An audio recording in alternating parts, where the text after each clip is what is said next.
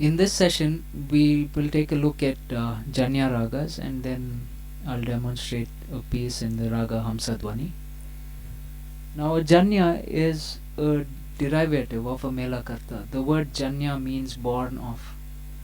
A Janya can be derived from a Melakarta by either omitting certain notes from that Melakarta or by borrowing notes from other Melakartas, and this could be done in either the Arohana, which is the ascent, or the Avarohana, which is the descent.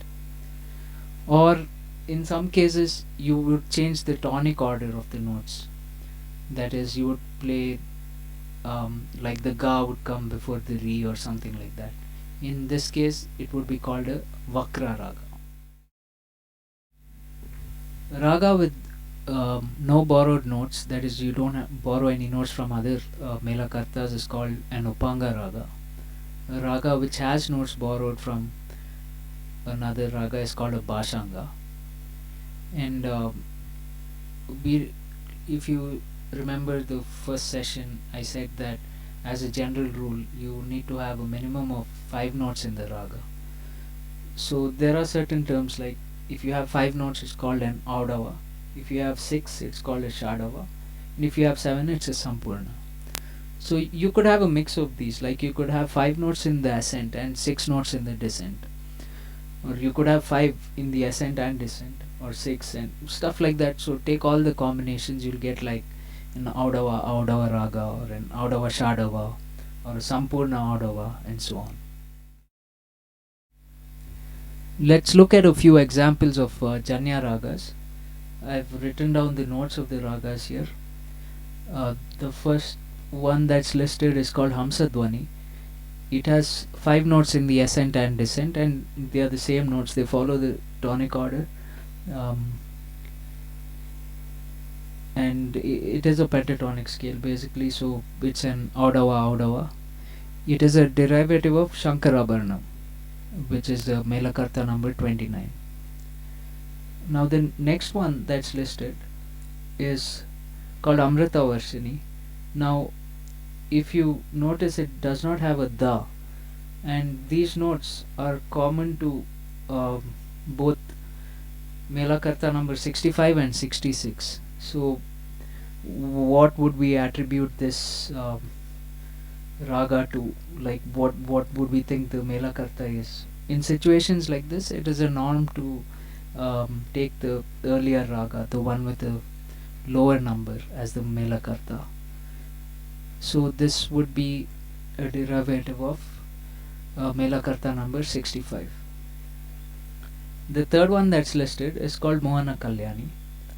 It is pentatonic in the ascending order, and it is a Sampurna, that is, it has all 7 notes in the descending order. This is a derivative of the Raga Kalyani, which we have seen earlier. Another interesting point is that there is a raga called Mohana, which employs these notes listed here in both the ascending and descending order. The ragas that were presented in the previous slide are all Upanga ragas because they don't have any notes that are borrowed from other ragas. Bhairavi, on the other hand, has one note, which is the one in the descending order, which is borrowed from a different raga.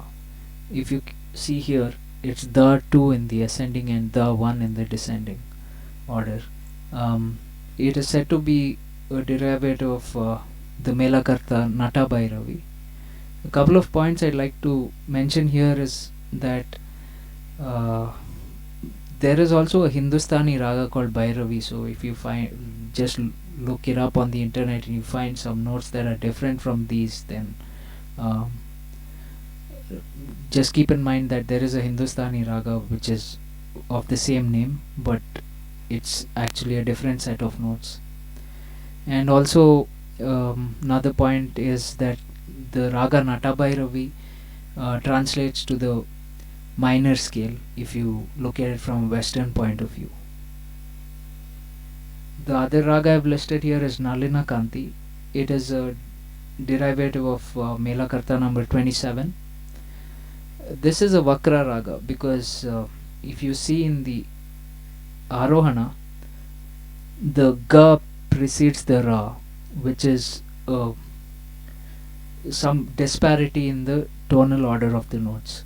But it has the same notes in the ascent as well as the descent, but in the descent the order is the natural descending tonic order, that is, you have your Ga coming before the Ra, whereas in the ascent it is reversed.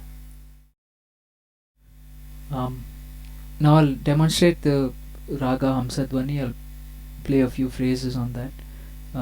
These are the notes. It is a pentatonic scale, and as I mentioned before, it is a derivative of the Raga Shankarabharanam.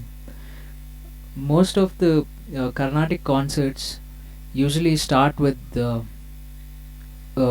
composition based on this scale, because most of the songs that are composed in this scale are in praise of Lord Ganesha. And if you are a little familiar with Hinduism, Lord Ganesha is usually invoked before starting something. It's supposed to be a very auspicious sign.